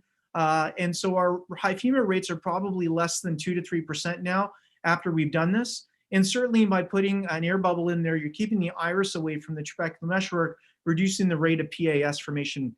Post-operatively, I just continue all the glaucoma drops, so it's the same protocol as a cataract. Follow up patients day 1, week 1, 1 month. If anything, spikes typically occur at week 1. There's a little bit of blood that starts to coagulate, potentially blocks up the meshwork. I gonio them at week 1, and if there's any sort of creep or there's proximity of the iris to the angle, I do a little bit of argon iridoplasty inferior angle. And I put this in there. I always advise a patient of an air bubble because early on when I used to do this, they'd all would come back about 1 or 2 days saying there's something moving around in my eye. So I just always reassure patients, listen, you have an air bubble, it's going to get smaller, it will move around, nothing to worry about. So how well does this work? I'm going to just sort of approach this from, we've heard obviously some data presented earlier today. I'm just going to review a little bit of that, but just also look at this from some other perspectives. So when evaluating technology, I like to look at safety, efficacy, and cost. There's not a whole lot on literature on this. And I think the big reason for this, honestly, is because there's no money to be made for this for industry. And so sponsoring studies becomes very difficult. If you look at a meta-analysis of trabeculectomies and deep sclerectomies, you see some of the significant risks that we see associated with these procedures listed here. But when you look at GAT, really the only complications are hyphema, and most of these are very self-limited. You can see 30 to 34% rate in what was reported there, and they're virtually all gone by 1 month. In terms of efficacy, just for the sake of time, I appreciate we're sort of getting on here, but you can see significant IOP lowerings in all of these studies here with the ends ranging from 8 to 66, and a significant reduction in pre-op drops for all of these groups. So it certainly works well. One of the only study that I was able to find where it's comparative was looking, comparing this to the Cahoot double blade. And you can see here a fairly homogeneous response for both procedures here, looking at IOP lowering and the sustainability over a 6-month period. I'll just spend a little bit, just an extra minute on this. I sort of compared a bunch of procedures that I do. All of these dollar figures are in Canadian dollars, so you'd have to make the translation here in terms of whatever currency you work with. Time of procedure here includes turnover time as well as operating time. Variable cost assumes the running of an ophthalmic OR is about $2,500 an hour. And in terms of IOP target, I'm starting at an IOP lowering of about 35. And then the brackets there represents what I think are the average end IOP, which each of these procedures are. And so I'd sort of bring you to the last column here of how much does it cost to actually lower pressure per millimeter of mercury. And I think GAT is very economically advantageous compared to other procedures. And if you look at the efficiency, and what I mean by efficiency here in terms of follow-up, certainly trabeculectomy require a significant amount of follow-up. There's quite a number of adjunctive procedures that are performed. Other procedures are listed there. I put iridoplasty in parentheses because I'm not sure that it really does anything. Again, the paucity of research in this area doesn't allow for any real science on this, but certainly in patients where I've started to see a little bit of an increase in pressure, I've done an argon iridoplasty, and that seems to put a bit of pressure on the meshwork and help to lower pressure more. Most importantly, though, is that the GAT, as is mentioned before, is any intraocular access to Schlemm's canal. It completely opens up your opportunity to do anything that you want. And as I mentioned, deep sclerectomy was the key sort of my targeted or my preferred filtering procedure. And so the reason I leave the superior meshwork intact is that if I do decide, if a patient does fail and does require secondary surgery, I have the trabecular meshwork that's intact that I can create the trabeculodescimate window as required. Otherwise, if the patients do fail, my preferred procedure has been Zen. So very quickly, first line, GAT now has become the first line treatment in my practice, mild to moderate glaucoma, controlled or not. If this fails, as I mentioned, deep sclerectomy, if for whatever reason the superior meshwork has been compromised, then I prefer to do a Zen. The only time that I go directly to a deep sclerectomy is if it's patient in advanced glaucoma and I can't afford an IOP spike, because you can get an IOP spike with GAT.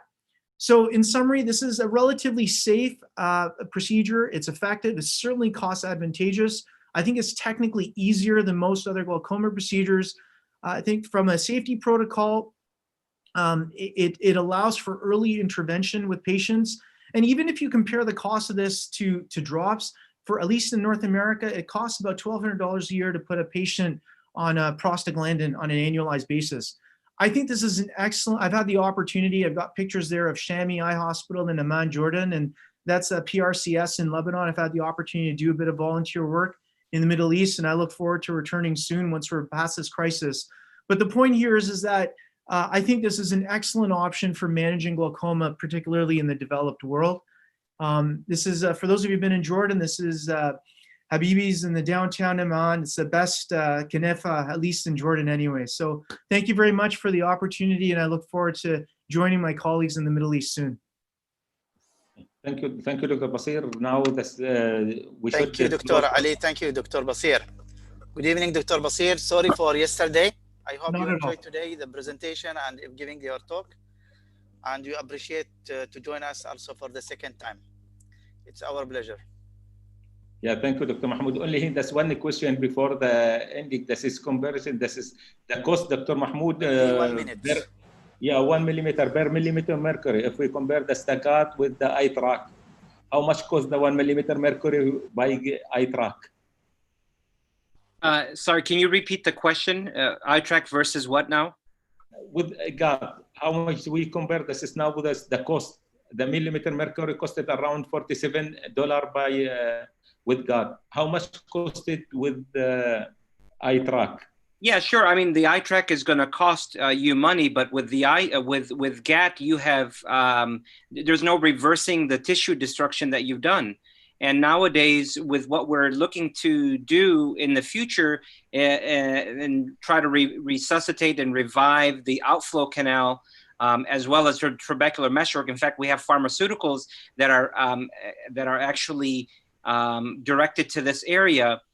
There's a cost to pay with that too. So, you know, there's a fine line between how much you want to pay and you know, I think we sometimes get fixated on cost. I do believe that it's a real world question though for developing countries, but it is what it is. Yeah, thank you, Dr. Mahmoud. Thank you, Dr. Zainab, Dr. Basir, Dr. Rafiq, Dr. Rene, Basil, and all for we should close. Muhammad Suhaib, thank you, Dr. Muhammad Suhaib. Yes, Muhammad Suhaib, sorry, it's, yeah, sorry, Dr. Muhammad Suhaib. Yeah, welcome. We should close this now because the next session will start. Yeah, thank you for all. Thank you. Thank you for all of you. Thanks a lot. Bye-bye. Thanks a lot. For participants, we are going now to open the session, next session for the retina. If you want to join us, we are going to open within 1 minute. Only we'll close this one and you can join us in the next session. Thank you and bye. Close the session, please. Thank you. Bye-bye. Shukran, Dr. Ali. Okay, can you close, our team close this session, please?